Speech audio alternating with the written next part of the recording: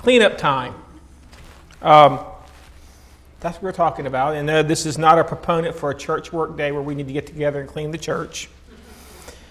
But we have got some cleaning that needs to do as we are headed toward Inside Out. I took a vacation a couple weeks ago. As we were packing bags, there's this section in your suitcase. It's called the toiletries bag. It's that little section where you put the things like soap, a razor, some mouthwash, some toothpaste, some deodorant. I didn't put any, but my wife in her little section put some makeup. I don't think I need it. I look good enough without it. I'm good. In the big compartment inside of my suitcase, I included some clothes. Aren't you glad? People at Myrtle Beach were kind of happy about that too. But the thing is all of those things are about my external, to make me presentable to the world. I've been working on cleaning up my garage, and as I'm cleaning up, I've got some leftover little pieces of tile where we redid the floors in the bathroom. I've got some leftover partial pieces of paint, buckets of paint, where we painted a room here and there and it didn't use it all, so it's sitting out there. Hanging on the wall, I've got brooms. We have a vacuum. We put up pictures to make our houses presentable, but you know what? That's all external. I go out to my garage, to my little shed, and I've got a lawnmower and a rake. Thankfully, I don't use much because we don't have leaves. I've got a blower. I've got little things to prune the shrubs. I've got a weed eater so I can make it all nice and trim and smooth. All to make it look nice. Also that when somebody rides by the house, it has some curb appeal. And on the church, well, we have our external things too. We have our music. We have nice padded, cushiony pews. We try to make sure the sermons are somewhat engaging and sometimes entertaining, I guess. But it's all external. It really is. And I want you to know that there's really nothing wrong with having things look nice. I'm appreciative of a clean house, especially when I'm mildly OCD. And I can't stand to see piles of things. It's just what I do. So I can appreciate having things look nice. I've shared this statistic with you before. When guests come into a church, before the minister ever sings, before the pianist ever plays a note, they've decided whether or not your church is a good church or not. You know what they base it off of? Your entrance, your bathroom, and your nursery. External things. So there's absolutely, positively nothing wrong with having things look nice. After all, we are representing God in our body, our homes, and our church. We should think about putting our best foot forward. But I can't help but wonder if we spend too much time worrying about the outside, what it looks like. Let's be honest, I could spend all day long combing what little hair I have left and primming and proppering, and I don't know, I guess I could invest in some makeup, but I don't know that would do any good for me. But I'm just saying, I could spend all day, and really, there's just not much you can do with it. I am who I am. The house, I can make it clean, but it'll never be perfect. So we obsess with the outside, and I guess that's easy for us because, if we can get the outside looking good, then it makes us feel good, even if the inside is a little bit messed up.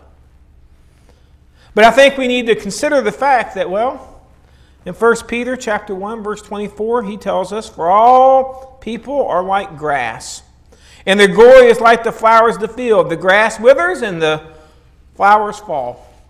I can spend all summer cutting that grass and watering that grass. Okay, Caleb can spend all summer cutting the grass. I'm retired.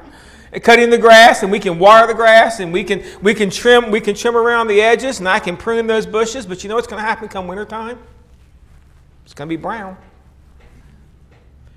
Because that's just the nature of grass. So I've put all of the time and effort in, but really, do I have much control in grass? It goes the way it goes. James chapter 4, verse 14 says, "While you not even know what will happen tomorrow, what is your life? You are a mist that appears for a little while and then vanishes." We're all working with an expiration date. Did you know that? We all have a limited, finite amount of time here on earth. And I guess when it comes to cleaning up our lives, do we really want to spend all of that time just working on making it look like it's nice? Cleaning up the outside and never, ever, ever thinking about cleaning up the inside. You know, this isn't a new and unique problem because Jesus warns us about focusing on the outside. He spent a great deal of time in his teachings talking about people that were just focused on making it look pretty. In fact, he gave us a couple of object lessons.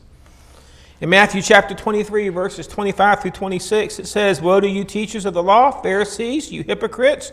You clean the outside of the cup and dish, but on the inside they are full of greed and self-indulgence. Blind Pharisees, clean the inside of the cup and the dish, and then the outside will also be clean." Begins to talk to them about a cup. And I guess this makes sense that you would want to make sure the cup on the inside is clean, and that's more important than the outside, because where do you put the drink? On the inside. I mean, that would be ludicrous for us to take a cup and just wash the outside and just leave the inside all dirty and crusty and crunchy, and then pour something in it and think we're going to consume it. That's nasty. I'm sorry. That's not what you can say about it. So the idea that we're going to clean the inside as well as the outside, that just makes logical sense. He gives them the idea of a tomb. "Woe to you, teachers of the law, Pharisees, you hypocrites! You are like whitewashed tombs, which look beautiful on the outside, but on the inside you are full of the bones of the dead and everything unclean.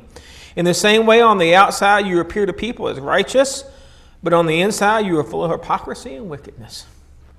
I get this one because, you know, we ride by cemeteries and we see that we spend a lot of time making sure cemeteries look nice. They're the most beautiful lawns around. They keep them cut and they look great. And we put the flowers and we put the tombstones, and some places have the little mausoleums like you see on the screen, and they're painted pretty and white, and we spend all this time to make them look nice. But what's a cemetery really full of?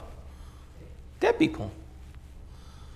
It is what it is. On the inside, there is absolutely, positively no life. And Jesus is making this comparison that when we focus solely on making the outside look nice, that really all we're doing is we're just creating a cemetery. It looks nice. It's pretty to drive by and look at. But on the inside, it's not much to it. It needs to be cleaned. You know, Jesus even steps on the religious people's toes when he starts talking about this inside thing. He goes into Mark chapter 7, verses 1 through 8, and this is probably a story we're familiar with because the Pharisees are there and they're upset because the disciples didn't wash their hands before they ate. Well, this isn't about washing your hands so they would be clean. The truth is that there were all these rituals that they were supposed to follow before they sat down and had a meal. And while the disciples ignored the rituals, and the Pharisees went to Jesus and said, "Why do you let your disciples break the law? Why do you let your disciples make a mockery?" And Jesus, at the end of that story, says, "You have let go of the commands of God and are holding on to human traditions." You're not interested in letting God work on your inside. You're just trying to make the outside look pretty so that you're acceptable. He went on to tell a couple of stories about how the inside has to match the inward. How the outside has to match the inward. And he gives a couple of analogies here. He talks about the idea of a wineskin and how nobody in their right mind would take an old wineskin and pour new wine in it. And I had to look this up because I'm not a wine person. But you know, wine, as it is poured in and it's sealed, it expands. And so if you take new wine that still has a lot of fermenting to do, and it produces gas as it's fermenting, if you put it in an old wineskin, you know what you get? Expensive water balloons. Because the wineskin isn't going to hold it, it's going to bust. So the idea is that you have to take a new wineskin for new wine, but you can use an old wineskin to transport old wine.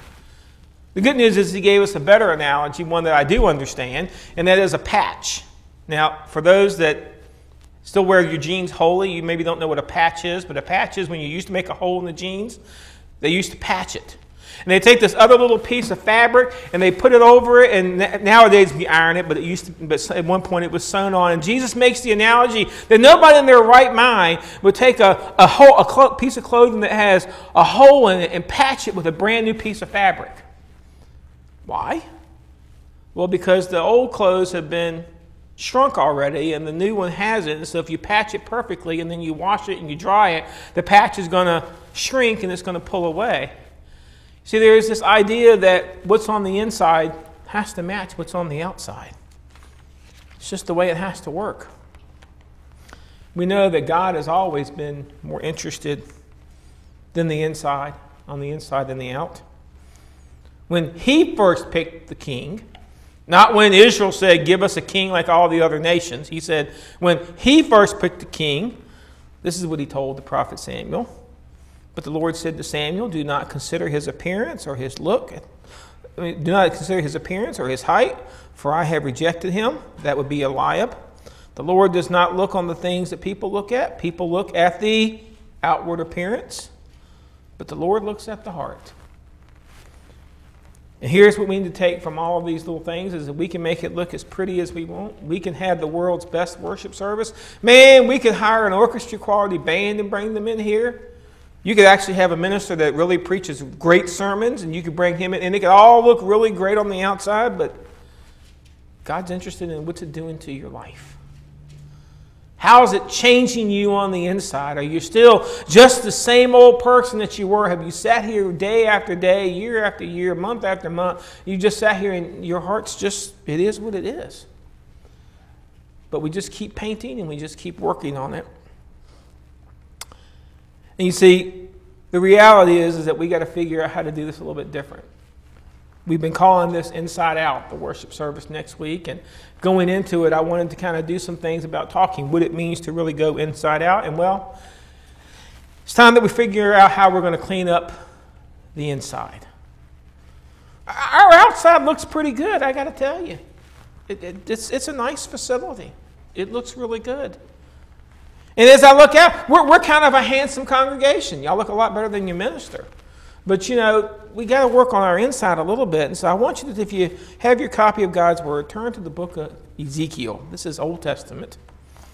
I'm going to read from chapter 36, verses 25 through 27. If you don't have a copy of God's Word with you, there's one in the pew rack there in front of you. But this is what it says.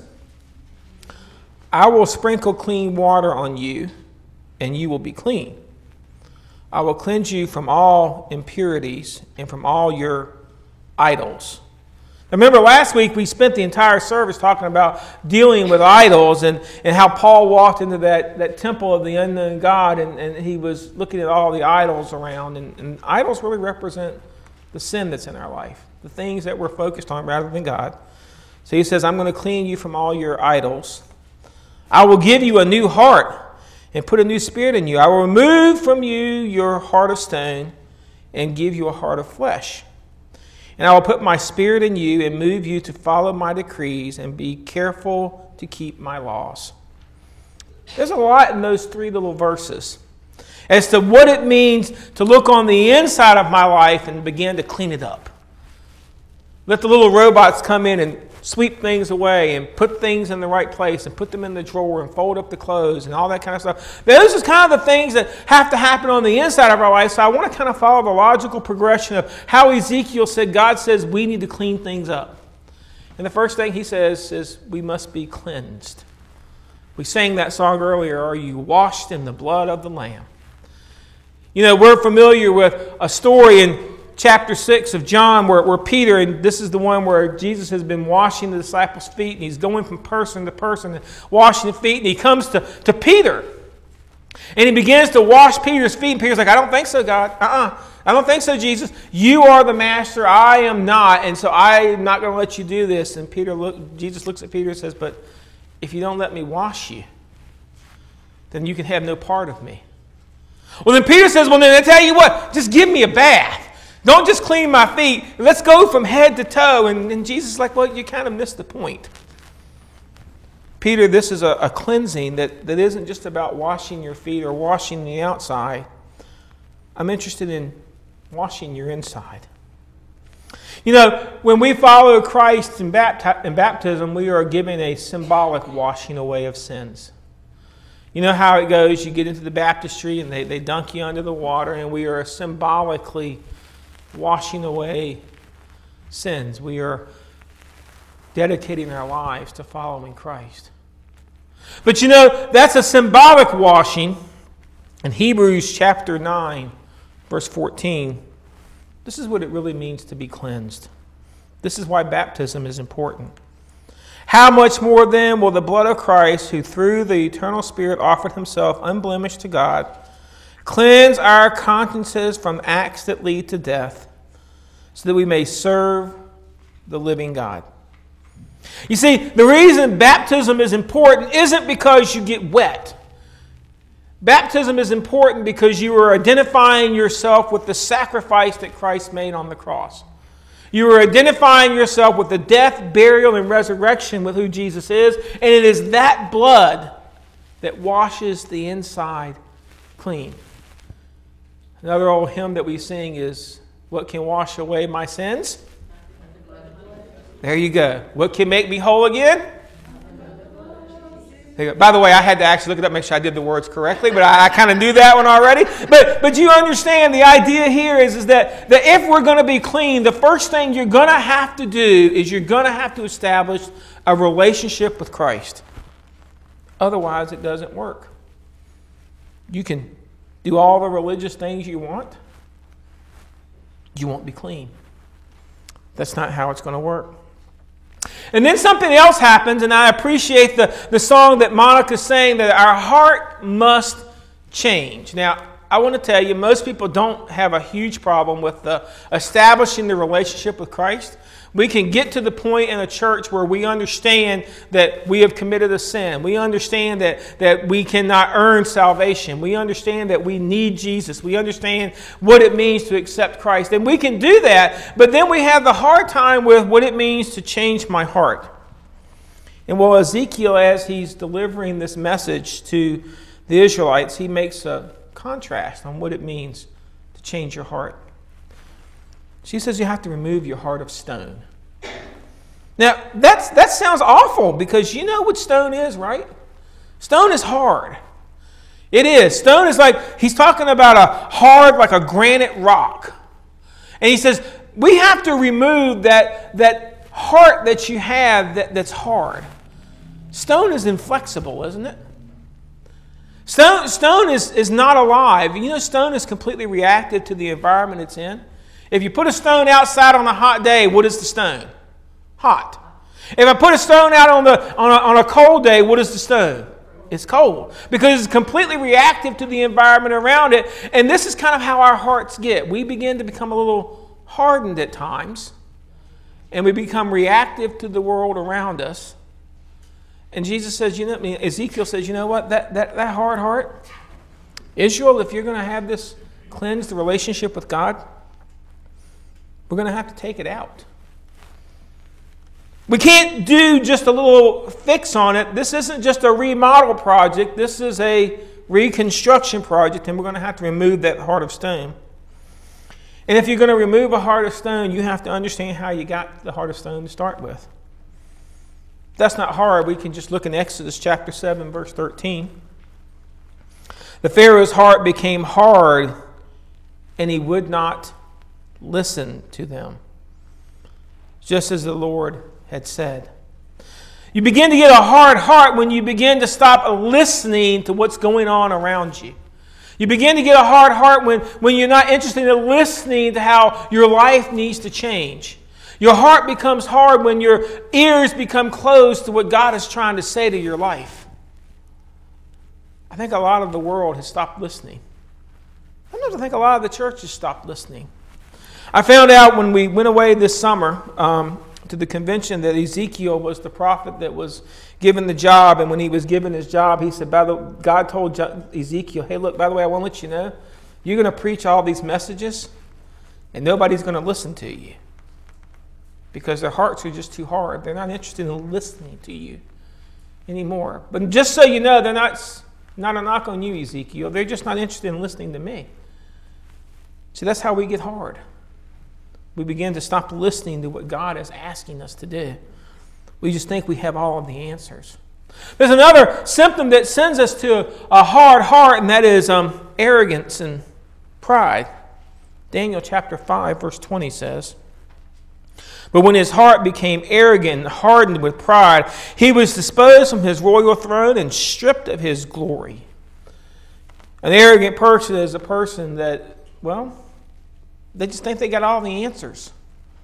Not only are they not interested in listening, they're now so arrogant as to think they're supposed to share their views with you. You're supposed to change to meet them. They're arrogant. They're prideful. They think their opinion is the only way. And that's a symptom of a hard heart.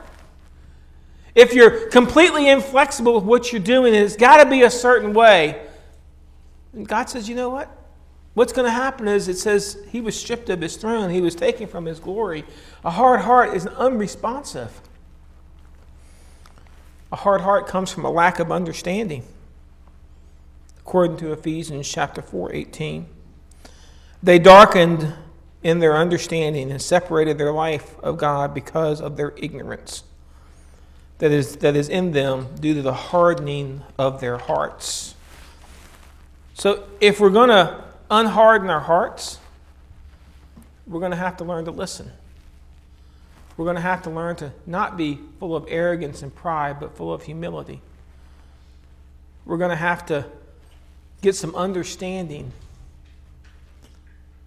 See, hardening my heart is something that I can do naturally over time. And God says, well, I'm going to have to remove that from you. I've never gone through open heart surgery and hope never to have to do so.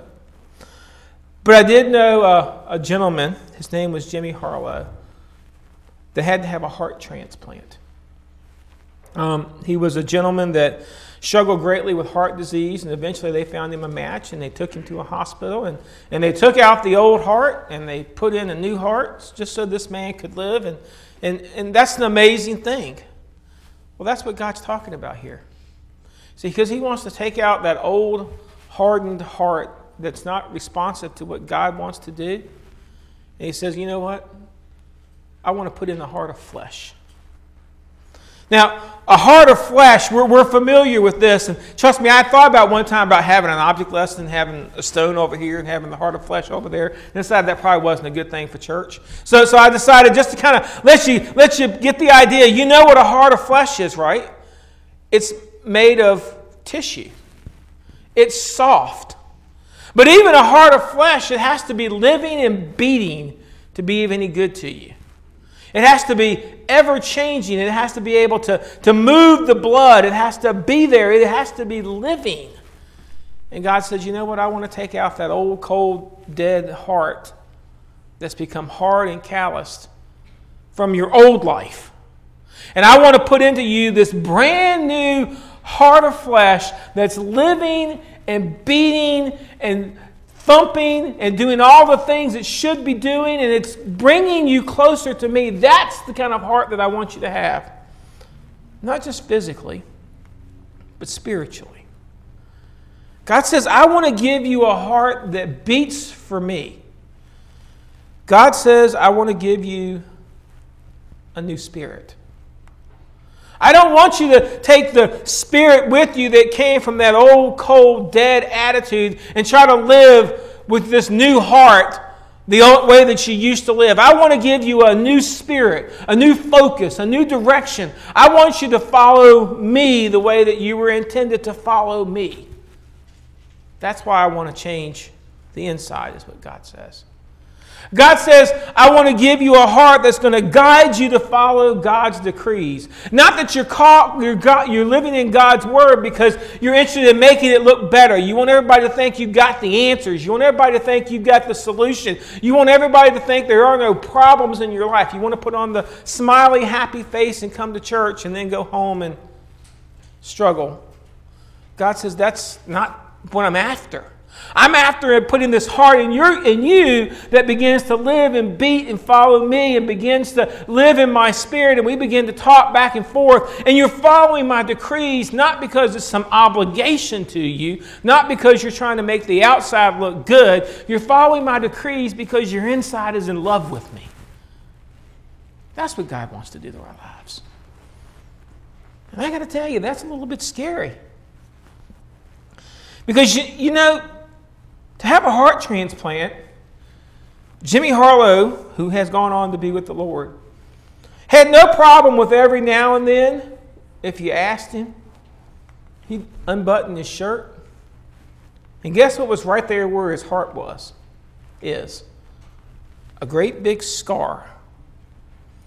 An external reminder that something had to be done to his inside so that his outside would continue to live.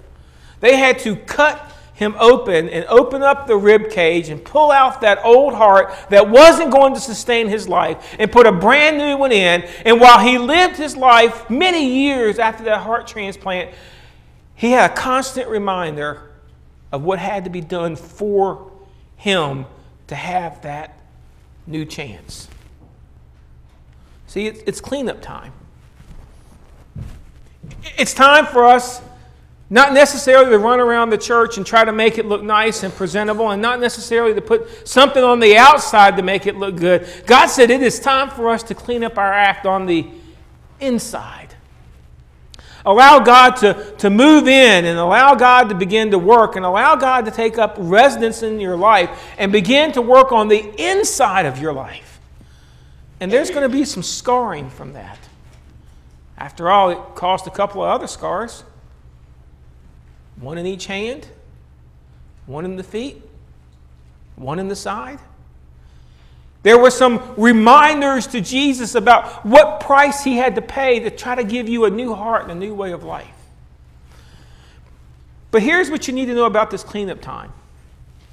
It's elective surgery. Okay? And this is what I mean by it's elective surgery. God is not going to come to you in the middle of the night and dope you up or drug you off and drag you off to the hospital and force you to have this surgery. God says, you know what? I've got the surgeon ready.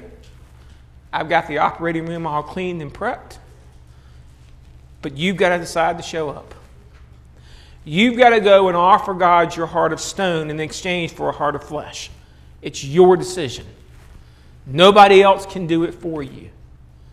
So if it's cleanup time in your life, if that's what you're starting to struggle with, and the fact that I spent all of my life working on the outside and now I got to do something with the inside, just know that first step is you're going to have to give your life to Christ. You're going to have to allow him to cleanse you. You're going to have to understand he made the sacrifice for you. And after you begin to follow him, just note it's not over. You don't get to come forward and accept him and then go back out into your life and live whichever way you want. God is going to constantly be working on your life to mold it, shape it, sculpt it, to make it look more like him. He is going to work on the inside constantly. But isn't that what we want? Isn't that the goal of what we're doing here? We're here so that God can change my life, so that I can live in a relationship with him. But he isn't going to force it. And it's time for us to decide as we are heading next week inside out, and hopefully we're going to have guests. And you know what? There may be some people that are doing their morning jog running through the park next week, and they look over and, what are these crazy bunch of people doing? There may be some people that are there that just decide to come and sit. I don't know what to expect next week, but here's what I know. If we truly allow ourselves, our church, to go inside out, not just go out and do an event and come back, but we literally turn our lives inside out, people are going to take notice. And when they take notice, we'll have an opportunity to share Christ with them. All because we have chosen to go inside out. That's what this is all about. We're going to do a time of decision, and maybe this